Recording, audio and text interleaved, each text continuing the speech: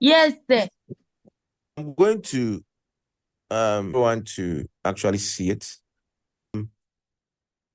Basically consists of Recording in progress.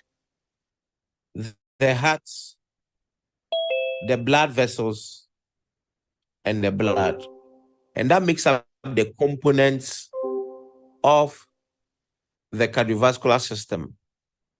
And I made it clear that the cardio simply means what? Heart, vascular, blood vessels, and the blood that passes through the blood vessels. The fluid that passes through the blood vessels is called what? Blood. So these are the three main components that you are seeing on the screen: the heart, the blood vessels, and the blood itself. Good. Then we started talking about the heart itself. So let's quickly recap that, then we'll come to the blood vessels. So let's look at the heart. In some, I've already talked about it, but let's revise it quickly. Okay, so the heart. When you are describing the heart, there are certain parameters that you have to consider when describing the heart. The shape, the size, and the weight, the location of the heart, the layers of the heart, the chambers of what? The heart. And we talked about the chambers already. We said the chambers are how many? 4. 4 chambers. We have the right atrium, right ventricle, left atrium, and what? Left ventricle. And that basically forms the chambers of the heart. So you could see there on your screen, you could see chambers of the heart. So the heart has 4 chambers. And we have the top 2 chambers, and then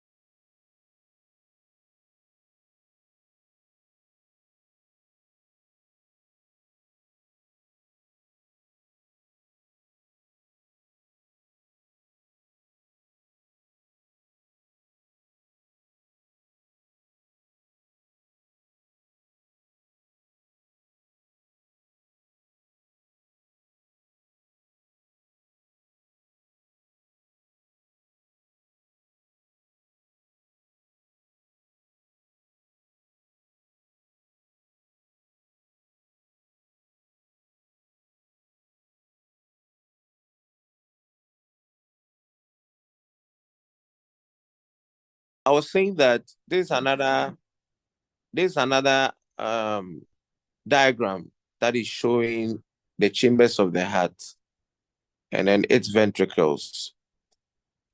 And at least you should know the direction of flow of blood. So, which I talked about the last time about general circulation. Now, if you understand general circulation very well, then that means pulmonic circulation or pulmonary circulation, and then cardiac circulation or coronary circulation will be very easy for you to understand, which I've already explained. So I won't go over that again. So when you look at blood circulation, you could see that the blue is designated for deoxygenated blood, while the red is designated for what? Oxygenated what? Blood. So when you look at it critically, you'd see that the right side of the heart is designated as what? Blue. And the left side of the heart is designated as what? Red. That shows that the right side, deoxygenated blood is being carried through that area, whilst through that chambers, whilst the left side, oxygenated blood moves. So you could just see it very clearly there. Yeah. And we said that the difference between oxygenated and deoxygenated is what? The deoxygenated blood, it is oxygen poor. So the blood is what? Oxygen poor. Whilst oxygenated blood, the blood is what? Oxygen rich. So basically, that's just the difference between the what? Two. Good. So let's move on. So look at the direction of flow of the blood again. You see, can you see from the superior inferior vena cava, the blood enters the right atrium. From the right atrium, Yes. enters the right ventricle. From the right ventricle, it goes through the pulmonary artery. Then from the pulmonary artery, it goes to the right and left what? Lungs. Goes to the lungs. From the lungs, after oxygenation has taken place through inhalation and exhalation of what? Carbon dioxide and oxygen. The oxygenated blood then moves into the left atrium. From the left atrium, it moves into what? The left what? Ventricle. Then from the left ventricle, look at it. It enters into the what? Aorta. Then it comes out of the aorta. From the aorta, it goes through what? The arteries, transported by the arteries to what? Arterioles, to what? Capillaries. Then from capillaries to what? The cells and tissues. So the oxygen is being offloaded to the cells and tissues. After the cells have used up the oxygen, blood becomes what? Deoxygenated, becomes oxygen poor. Then it's still carried by the same capillaries to where? The venules, then to what? The veins. Then the veins will then transport it to the superior and what? Inferior vena cava. And the cycle begins again. So basically, that's how it works. Okay, so I've already talked about this, but I'll just go over. Now, we have looked at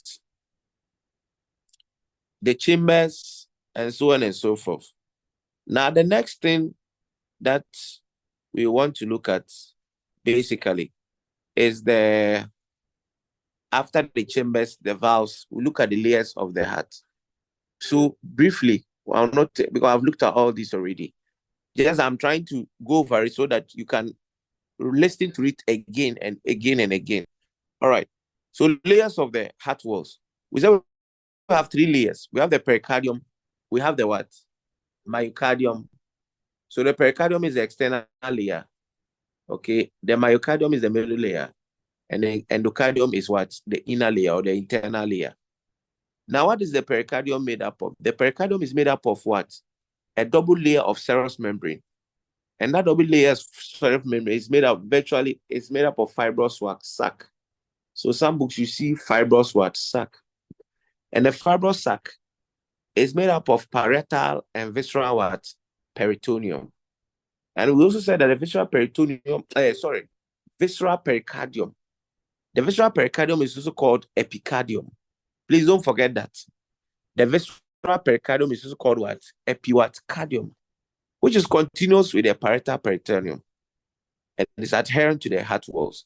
And I told you that the visceral peritoneum is in direct contact with the organ, the heart itself, while the parietal peritoneum is in contact with the cavity, which is the pericardial what? Cavity. So we should know that distinction between the two, parietal and what? Visceral pericardium. Good.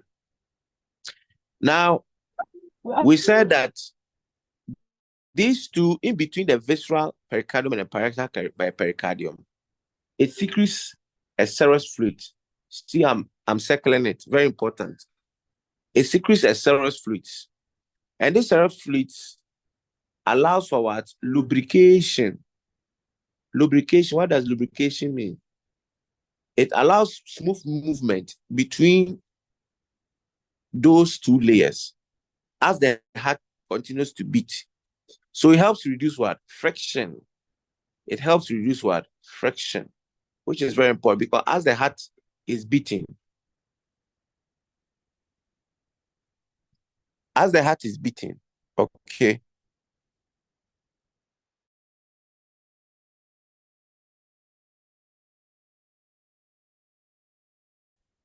basically, there's the pericardial cavity. Now, in order to prevent that, there should be some form of lubrication in order to help reduce any form of friction.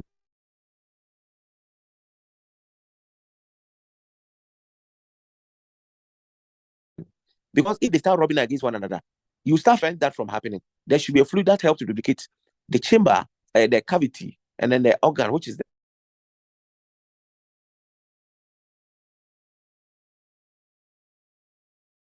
the heart itself, so that they don't rub against one another. And that is very, yeah.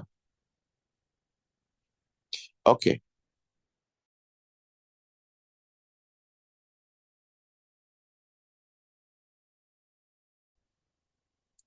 Move to the next layer, which is the myocardium, the middle part. The myocardium is actually made up of what? Cardiac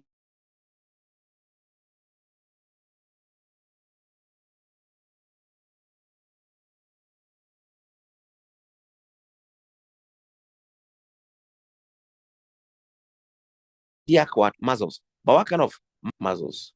And contract and relax. And when they contract and relax, the heart is able to what? Beat. And one key thing I want us to know is that the myocardium forms the bulk of the heart wall. It forms the bulk of what? The heart wall. It forms the bulk of the heart what? Wall. And the myocardium, when you look at it this way, okay? So if this is the heart, when you look at it, this part is more thicker. We have already talked about it than this part. This is the right and this is the left. The left is more thicker, okay? And the reason why it is thicker reflects the amount of work that it contributes in pumping blood to all parts of the body. Okay, so basically that is that. But please take note of that. They ask which of the layers is which of the layers forms the bulk of the heart walls. Please, you should know that it is what? The myocardium.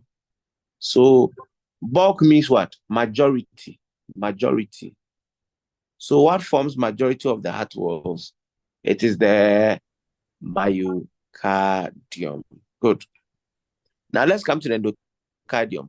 I said the endocardium is made up of what? Simple squamous epithelial tissues. Simple what?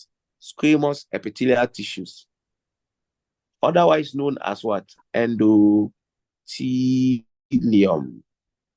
Endothelium. Now, what is the function of the endothelium? It's flat. So therefore, it makes the linings of the blood vessels of the heart walls very smooth.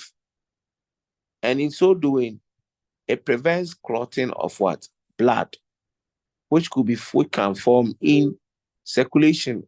And forming that is very dangerous. Under normal circumstance, blood should never clot when there's no cut. When blood just clots by itself, just like that, then it can lead to cardiovascular diseases, which we are trying to prevent. So in other words, this is very, very important for us to actually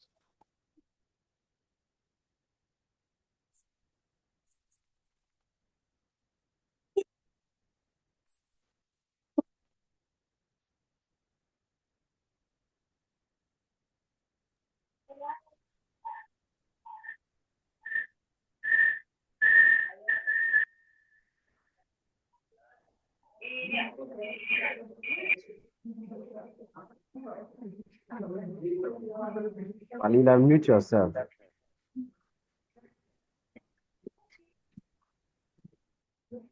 Here.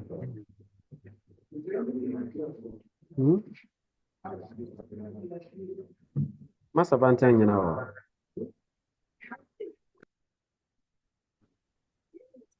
Let's continue. Let's continue.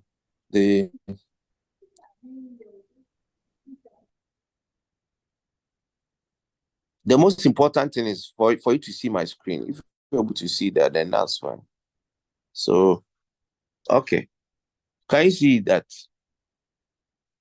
Can you see endocardium? No, we are not seeing. Sir, please, we can't see anything. The space is blank.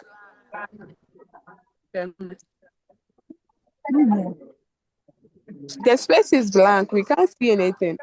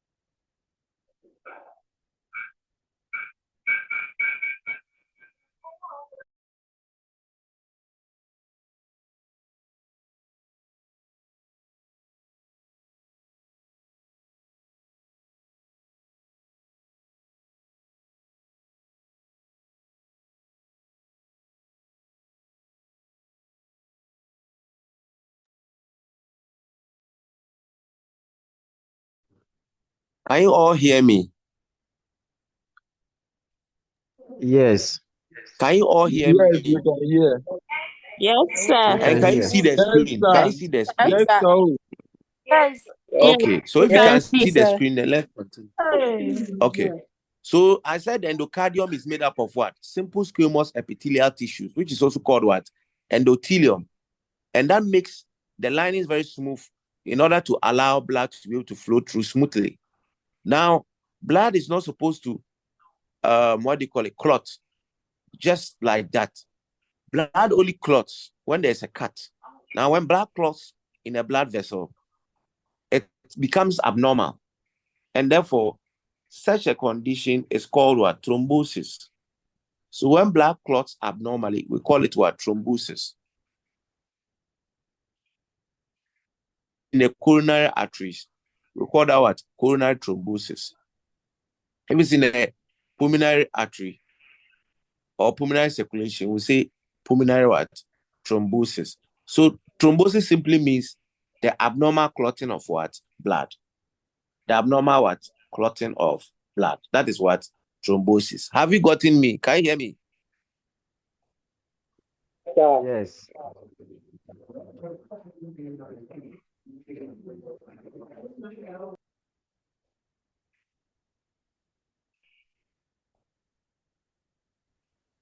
Can you all hear me? Yes, sir. All right. Okay, so then let's continue. So we are done with the layers of the heart. The layers of the heart. Good. Now let's move to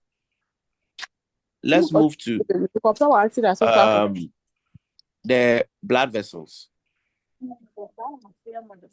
Let's look at the blood. The blood vessels are not much, so we just look at them very quickly. Who is talking there? Mute your mic. Okay, so now let's look at the blood vessel. We have looked at the heart, right? So we are now moving to the blood vessel. Now, the blood vessel is made up of the arteries, arterioles, capillaries, venules, and what? Veins. I've talked about it already. Arteries, arterioles, capillaries, venules, and what? Veins. Now, let's take the arteries. Arteries are blood vessels that transport what? Oxygenated blood away from the heart, with the exception of what? Pulmonary arteries that carry deoxygenated blood to the lungs for oxygenation. So therefore, we are saying that blood vessels, arteries carry what? Oxygenated blood away from the heart to all parts of the body, with the exception of pulmonary arteries. I've talked about it already. So let's move. Now let's look at the layers of the blood vessels. The layers of the blood vessels consist of 3 layers. The outer layer is called tunica adventitia. So the first layer that you are seeing is called what? Tunica what? Adventitia, or tunica externa. That's the external layer. That's the outer layer. Okay. Then we have the tunica media. That is the what? Middle layer. And we have the tunica intima. That is the what? Inner what? Layer. Good. So we have the outer layer, the middle layer, and what? The inner layer. Please take note of the names because it can come in objectives. Tunica, the outer layer is called what? Tunica adventitia, or tunica what? Externa. The middle layer is the tunica media, and the inner layer is the what? Tunica intima. All right, let's move. Now let's look at the difference between the 3 layers. Now we said the tunica adventitia or the tunica externa forms the outer layer of the blood vessel, and it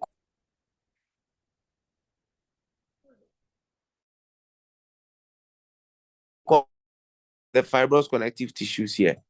Now, in order to prevent blood from rupturing, the blood vessel from rupturing or bursting,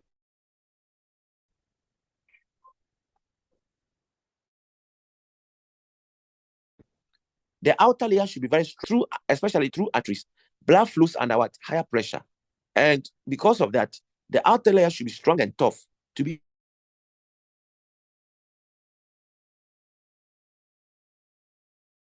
able to withstand the pressure from inside. And that is, so that's the function. It is important to prevent rupture of the large arteries that carry blood under higher pressure. So basically, that is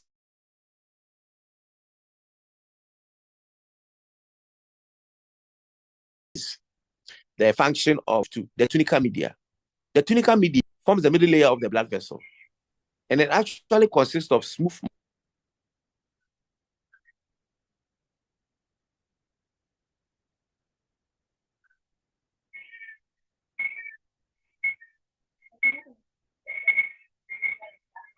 muscles and elastic tissues.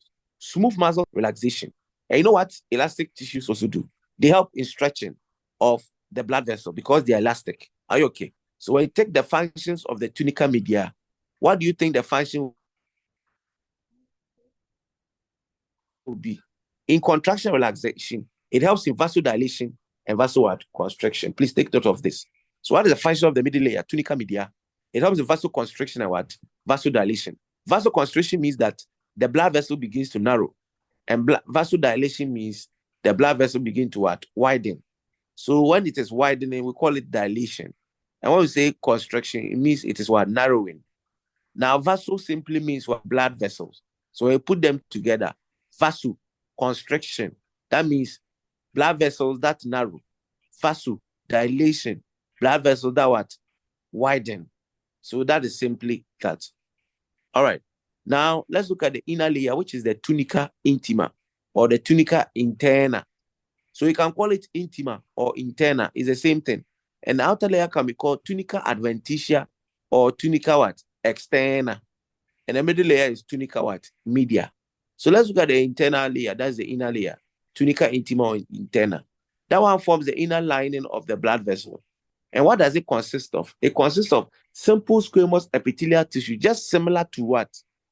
The endocardium of the heart. walls. You know, we said the heart has 3 layers, right? We have the pericardium, myocardium, and what? Endocardium. The myocardium is similar to this. You see, the myocardium is made up of what? For the heart, the myocardium is made up of what? Cardiac muscles, right? Whilst the intima is made up of what? The tunica media is made up of what? Smooth muscles and elastic tissues.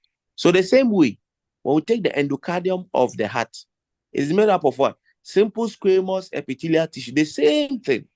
Tunica intima of the blood vessel is also made up of what? Simple squamous epithelial tissues. And the same function it serves for the heart. That's the same function it serves for what?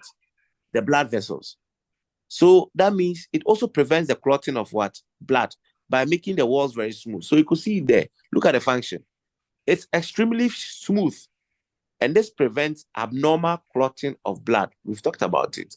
So anytime you find simple squamous epithelial tissues, then the function mostly is to help in what?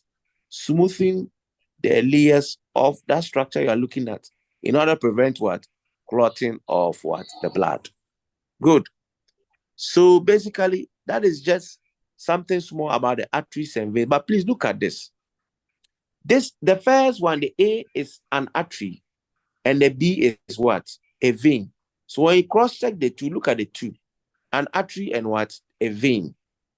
Look at the diameter. Look, let me use the red to show you something. Look at the diameter here.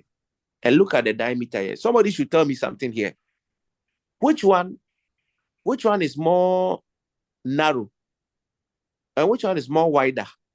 Is it the A or B? This one.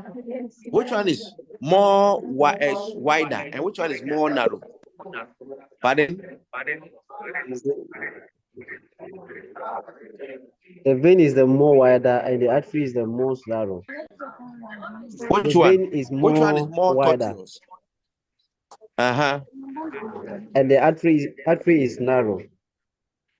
Yes. So the artery is more narrow as compared. Why? It's because it's more firmer as compared to the veins. The veins are more tortuous. Of course, not so tortuous, but like you see that it's a little bit tortuous as compared to the arteries. Please take note of that very well because it usually comes in exams. So you take note of that. Arteries and what veins. What is the difference between arteries and what veins? I want you to go and look for the difference between the arteries and what veins. Please, are you hearing me? Go and look for 5 differences between arteries and what veins. So I'll give you some 1 or 2, then you look for the rest. We said that arteries, blood flows through arteries under what? High pressure. But blood flows through veins under what? Low pressure. Number 2, for arteries, there are no valves. For veins, they are what? Valves, because of they traveling against gravity. So they need valves to be able to move the blood to the superior and inferior vena cava. Okay, that's number 2. So I've mentioned 2 for you, like that. Okay, so you add some other functions as well. Okay, so look, this is a vein. So when you look at the vein, look at the this is another valve here. This is one valve here. When you go up, this is another valve again. So basically, veins have valves. Arteries do not have what? Valves. Veins have valves. Arteries don't have what? Valves. Good. So basically, I've talked about the blood vessel. We are done with the blood vessels. Now let's go to the blood. That's the last one that we'll do. Now, when we take the blood basically, what is blood? And what do we need to know about this? Now, when we take blood, our key focus here is what is it made up of? What is it? Blood is actually a connective tissue, but it's a liquid connective tissue. And what does it do? It provides a means of communication between the cells of different parts of the body and an external environment. So when you take the functions of blood, you know that blood carries oxygen from the lungs and also carries carbon dioxide from the tissues towards the lungs for excretion. That is one. Another function of blood is to transport nutrients from the alimentary canal or tract. Okay, so that's another function. So one, it carries oxygen. It also carries what? Carbon dioxide. It carries nutrients. Number three, what does it do again? It carries hormones, which is secreted by what? The endocrine what? Glands. And another function is that it carries what? Heat from active sites to what? Less active sites. Now, what is the active site and what is the less active site? Now, an active site is a site where there's higher metabolism. When that happens, blood is then transported. Blood transports this heat uniformly throughout the body in order to prevent any homeostatic imbalance or whatsoever it is. And that is why we said it carries heat produced in active sites to what? Less active sites to achieve equilibrium. I didn't bring that, but the key aim of this is to achieve what? Equilibrium of the temperatures. Now, another function is to carry protective what? Substances. Protective substances. And some of the protective substances are what? Antibodies. And we all know that the function of antibodies is to what? Fight infections. Now, another function is it carries what? Clotting factors. And what is the essence of clotting factors? To help in the clotting of what? Blood. Okay. So basically, that is some of the functions that we need to know. So one, it carries oxygen and carbon dioxide, it carries nutrients, it carries hormones, it carries heat, it carries protective substances, it carries clotting what? Factors. Okay. So now let's look at the composition of blood. Now we take the composition of blood. Blood has two components. The first one is plasma, and the second one is what? Blood cells. Now, what is the plasma? Now let's look at this diagram quickly. Look at this diagram on the left. This one. You see that something like a yellowish something structure there. That's what we call the plasma.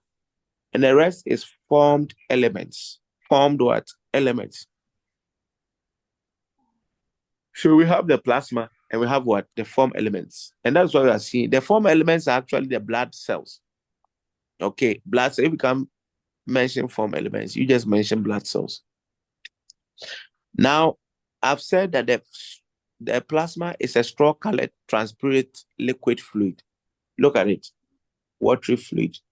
That is it. And, okay, let me go back. So plasma and what? Blood cells. Good.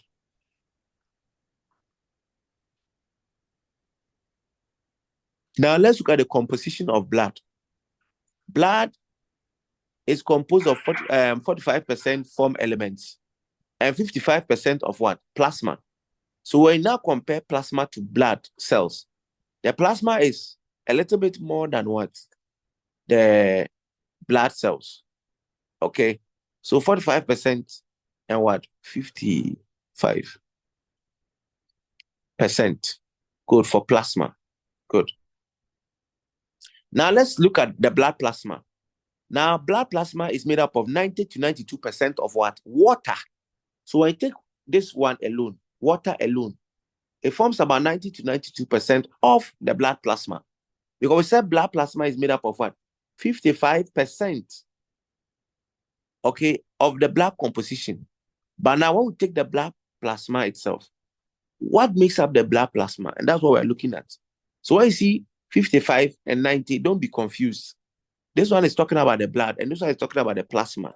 So in plasma, water makes about 90 to 92% of what of the fluids that we want. Then, so that is water. We have plasma proteins, we have inorganic salts, we have hormones, we have gas, we have waste materials, and we have what? Nutrients. Please, all these can come in the exams. All these can come where? In your exams. They ask you which of the following is a component, or all the following are components of the blood plasma, with the exception of. So if you know the components of blood plasma, then you don't need to get even an exception. So water, 90 to 92%. What is left? Then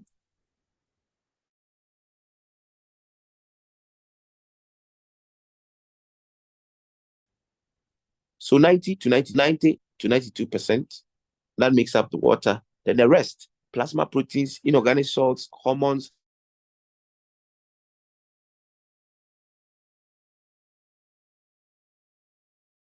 gases, waste materials. Remember some of these. Just always go and look at the functions of blood, okay? Now, if you remember functions of blood, can you see this? Gases. You can all see gases there. Please, can you all hear? Yes. Hear me? Yes, I Yes. have you, sir. Okay. So, Yes. in order for you to remember this easily, okay,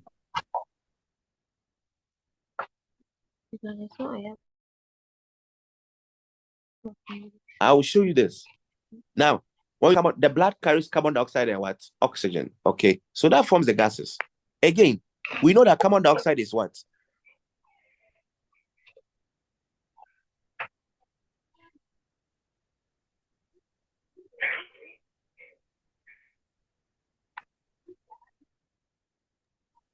A waste material. So therefore, it carries what? Nutrients from the elementary what? Canal. Can you see the nutrients is there? You see, we have waste materials.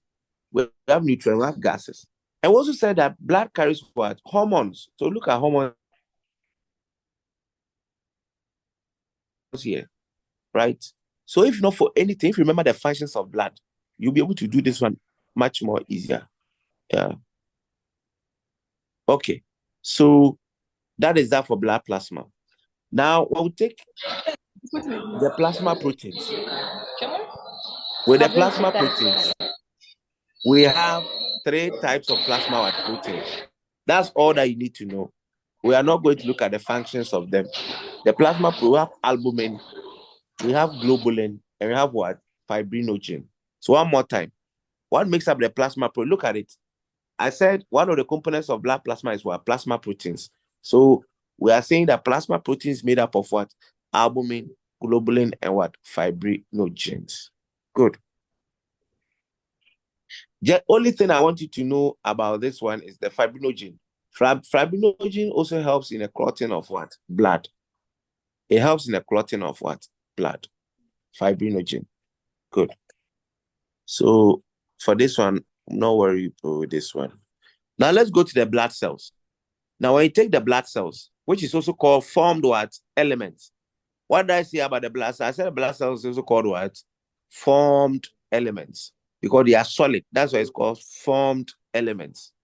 Now we have 3 types of blood cells. We have erythrocytes, which are the red blood cells, thrombocytes, which are the platelets, and leukocytes, which are the blood cells. So one more time. Erythrocytes or red blood cells, thrombocytes or platelets, leukocytes or white blood cells. So these are the 3 types of what? Blood cells. 3 types of what? Blood cells. Sorry for yawning. Sorry. Okay. So simply, what do we need to know about the red blood cells? So let's take the red blood cell, the erythrocytes. What do we need to know about that? All that I want you to know is the normal shape of the red blood cell. Now, the normal shape of red blood cell looks at what I've drawn on the board here. It's biconcave disc-like. The normal shape of the red blood cell is what? Biconcave what? Disc-like. Biconcave disc-like. One more time. What is the normal shape of a red blood cell? It is what? Biconcave what? Disc-like. Why is it biconcave? Because it has 2 sides, front and back. And then there's a small depression in there. And that small depression is called a concave. So biconcave, 2 concaves. And you see how I've done it. It looks like a disc. See the disc. And for that matter, it is the normal shape. When you go to China, when you go to any place in the world, when I ask you for the normal shape of a red blood cell, you would say what? Biconcave disc-like. Biconcave what? Disc-like. Good.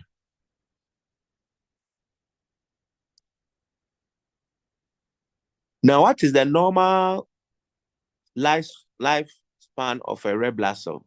The normal lifespan of a red blood cell is what? 90 to 120 days. Please write this one now. 90 to what? 120 days. That's the normal lifespan. What does that mean? It means how long the red blood cell can live. Okay. Basically, it's between 90 and 120 days. So that is when red blood cells can start what? Dying and all that. Okay. So basically, we've looked at the number of days a red blood cell can last. Then 90 days is what? 3 months. And 120 days is what? 4 months. So if they ask you in months, you know it's 3 to 4 what? Months. Good.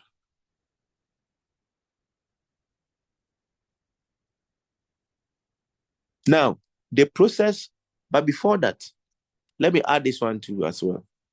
The number of days it takes for red blood cell to be produced is what? 7 days. Take note of that too as well. The number of days taken for red blood cell to be produced is what? 7 days. But in relation to the amount or the lifespan of the red blood cell, now we said it takes 7 days for it to be produced. But how long will it take for it to die? Between 90 to what? 120 days. All right. Now the process whereby red blood cells or cells are being made, red blood cells are being made is called erythropoiesis. It's called what? Erythropoiesis. Yeah. So erythropoiesis. We also have hematopoiesis, but that one is more different. Yeah. Okay.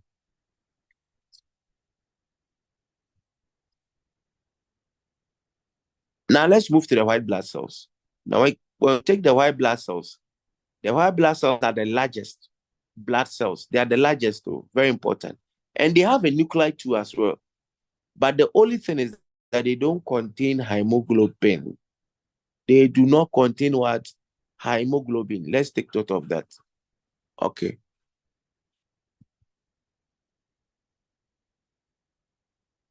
Now, what are the types of white blood cells? We have granulocytes and we have what? Agranulocytes.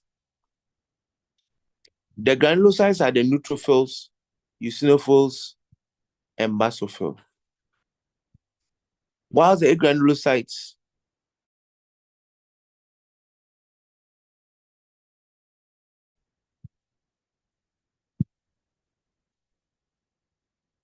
now, the last one that we'll look at here is the platelets.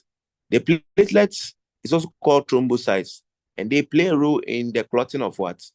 Blood as well. So when you look at the population of it, we have up to 200,000 to 350,000 per millimeter cubed.